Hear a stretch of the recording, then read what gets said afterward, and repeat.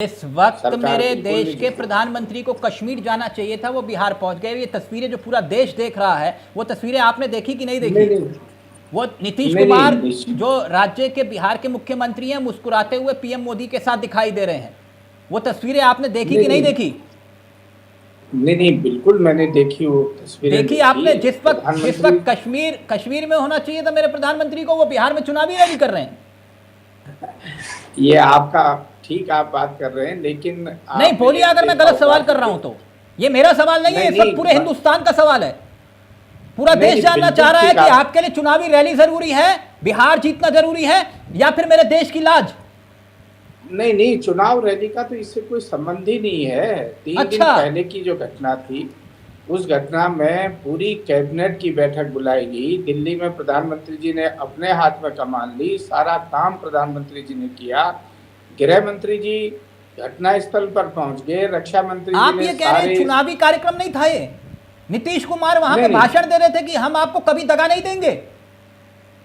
वो अपनी वफादारी के सबूत दे रहे थे वहां पर मंच से। और मेरे देश के प्रधानमंत्री मंच से ऐलान कर रहे थे कि हम पाकिस्तान को क्या जवाब देंगे। मतलब चुनावी रैली में वो कह रहे हैं। और प्रधानमंत्री जी जो बात कहते हैं वो दम से कहते हैं, और उस पर रिजल्ट भी आपके सामने देते हैं। आपने उससे पहले के भी उदाहरण देखे हैं, और आज की जो घटना है उससे निश्चित रूप से। तो बता दीजिए पुलवामा का कौन जिम्मेदार था? हमें तो आज तक नहीं पता चला सर कि वो आरडीएक्स कहां से आया था, कैसे आया था, क्यों आया था, कौन लेकर आया था। अगर आपको मालूम है तो बता दीजिए सर, क्योंकि 2014 से पहले तो बीजेपी इस्तीफे मांगती थी कि इस गृह मंत्री ने इतने कपड़े बदले तो उनके इस्तीफा ले लो। और 2014 से पहले इस्तीफा भी हुआ, आप भी जानते हैं। हुआ ना सर, मुंबई हमले में शिवराज पाटिल का हुआ, एनएसए का इस्तीफा हुआ। तो आज तो कोई इस्तीफा नहीं मांग रहा सर। देखिए, कुछ बातों का जवाब व्यक्तिगत रूप से भी दिया जा सकता है, चैनलों में उनको दिया जाना मैं समझता हूँ उचित नहीं होगा। देश की सुरक्षा का मामला है, बड़ा गंभीर मामला है। ऐसे लोग सर व्यक्तिगत रूप से जवाब, मतलब मैं समझा नहीं आपकी बात। फोन पर बताएंगे क्या आप मुझे?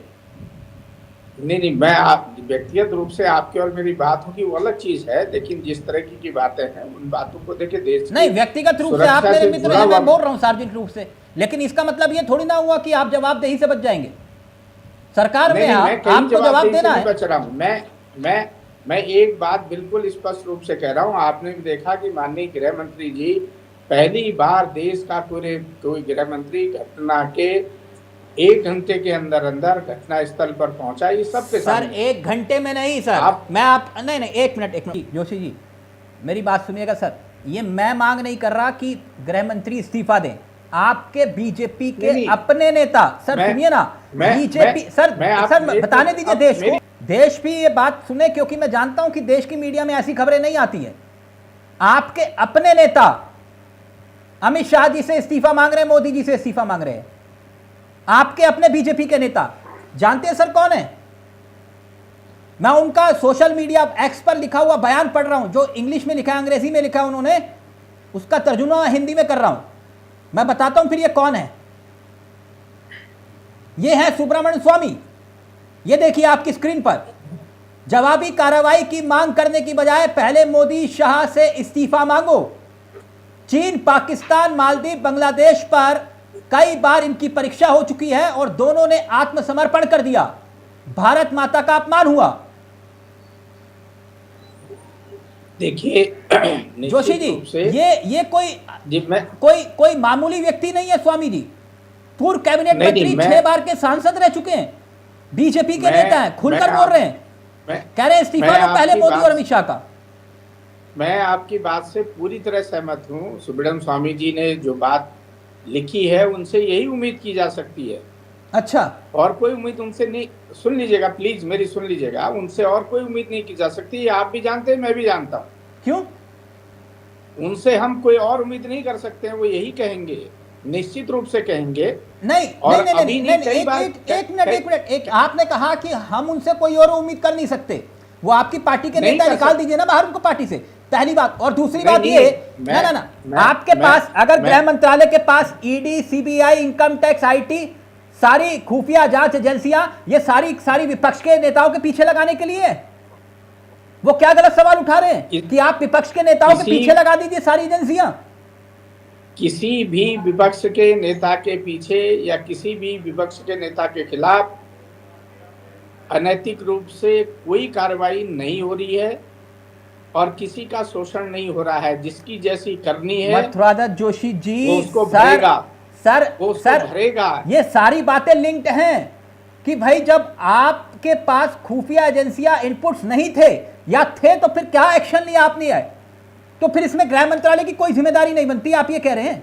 नहीं, बिल्कुल बनती है। मैं कहाँ कह रहा हूँ अगर जिम्मेदारी नहीं बनती तो माननीय गृह मंत्री जी 1.5 घंटे 2 घंटे के अंदर आपकी बात मान लें, स्पॉट पे पहुंचे ना, ये तो आप भी मानते हैं ना। अच्छा, तभी पहले शिवराज पाटिल का इस्तीफा होता था, पूर्व एनएसए का इस्तीफा होता था, आपकी सरकार में किसी का इस्तीफा नहीं होता। शिक्षा मंत्री पेपर लीक होते हैं तो जिम्मेदार नहीं। जोशी जी, ये कौन सी सरकार है कि शिक्षा मंत्री पेपर लीक होते हैं तो जिम्मेदार नहीं, रेल हादसे होते हैं तो रेल मंत्री जिम्मेदार नहीं, देश में आतंकी हमले होते हैं गृह मंत्री और रक्षा मंत्री जिम्मेदार नहीं? तो किसकी जवाबदेही और जिम्मेदारी है सर? किसी की तो जवाबदेही जिम्मेदारी होगी, या ये वो जनता की जिम्मेदारी जिन्होंने आपको चुना है?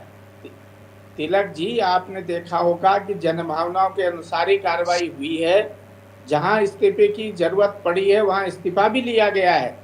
जोशी जी देखिए, मेरे साथ ना मेरे साथ नहीं सर, आप जानते हैं मैं वो सवाल नहीं करता जो हम काट के खाते हैं छूट के। पुलवामा मैं आपको उदाहरण दूं, डिबेट तो नहीं छोड़ोगे सर?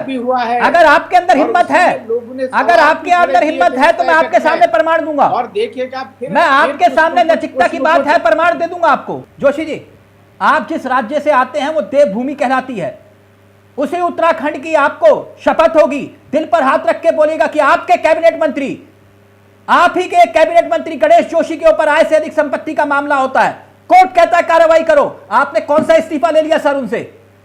आपके अंदर बोलने की हिम्मत है कि हमारे इस मंत्री को इस्तीफा देना चाहिए?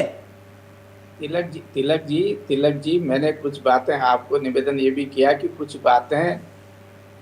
बातें ऑन कैमरे पर भी नहीं कही जाती हैं, कुछ बातों को अपने हिसाब से भी कही जाती हैं। आप तो इतने वरिष्ठतम पत्रकार हैं जोशी जी। कड़वा थू जोशी जी, ऐसा कुछ नहीं है। देखिए, मैं उनमें से नहीं हूं कि जो भ्रष्टाचार पर आंखें बंद कर ले, और आपके मंत्री पर भ्रष्टाचार के आरोप लगे तो मैं नाम भी ना लूं उनपे। ये आपकी मजबूरी हो सकती है सर, ये आपकी मजबूरी हो सकती है, ये मेरी मजबूरी नहीं है कि आपके मंत्री के ऊपर महाभ्रष्टाचार के आरोप लगे और आपकी सरकार, आपकी धामी सरकार देखती रह गई। मंत्री से नैतिकता के आधार पर इस्तीफा तक नहीं मांगा गया।